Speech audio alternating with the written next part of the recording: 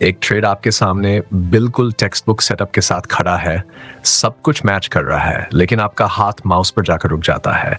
दिल तेज धड़क रहा है, दिमाग बोल रहा है अगर फिर से लॉस हो गया तो, अगर मार्केट उल्टा चला गया तो, और आप ट्रेड नहीं लेते।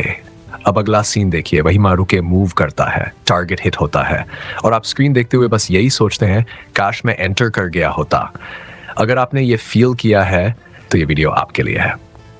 ट्रेडिंग के बारे में आपने ये लाइन जरूर सुनी होगी, trading is 70% psychology, 20% risk management, 10% strategy, या फिर trading is 90% psychology and 10% strategy. और सच कहें तो ये लाइंस क्लीशे नहीं है, ये रियलिटी है।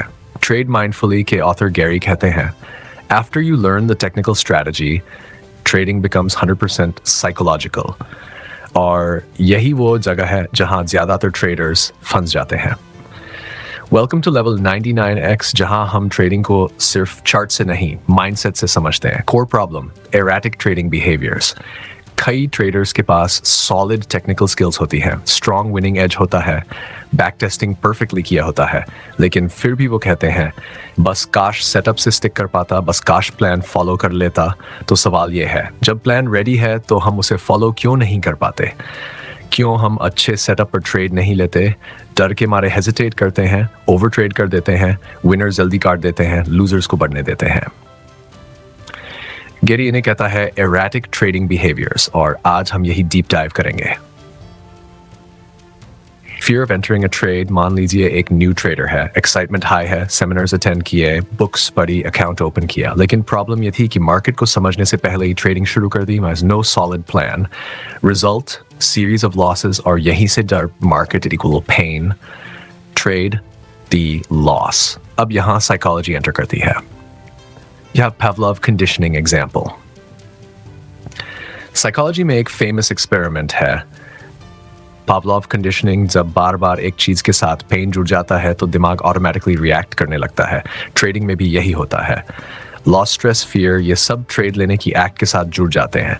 अब भले ही फ्यूचर में सेटअप सही हो, लेकिन दिमाग वही पुरानी मेमोरी प्ले करता है और ट्रेडर ट्रेड अवॉइड करने लगता है। प्रॉब्लम मार्केट नहीं है, प्रॉब्लम कंडीशनिंग है।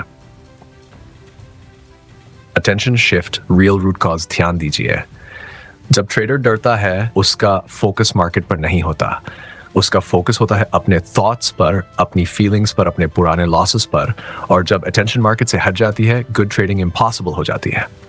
Over trading, same root different face. अब दूसरी साइड देखिए। ओवर ट्रेडिंग, मार्केट भाग रहा है, आप अंदर नहीं हैं, फोमो किक करता है, आप कूद जाते हैं।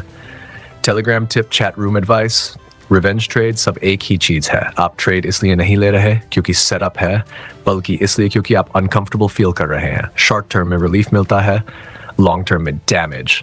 Same root cause, responding to internal state, not the market. Cutting winners short. Hidden trap, अब एक और डेंजरस हैबिट, विनर जल्दी काट देना। प्रॉफिट दिख रहा है लेकिन प्राइस थोड़ा पुल बैक करता है और दिमाग बोलता है चलो निकल जाते हैं, प्रॉफिट चला गया तो आप एग्जिट करते हैं। स्ट्रेस खत्म, और अननोइंगली आपने अपने दिमाग को ये सिखा दिया। स्ट्रेस से बचने का तरीका है विनर जल्दी काटना, साइकिल बन जाता है। Why controlling emotions does not work? अब बहुत लोग सोचते हैं मैं इमोशंस कंट्रोल कर लूंगा, लेकिन सच ये है थॉट्स और इमोशंस को दबाना और भी ज्यादा प्रॉब्लम क्रिएट करता है।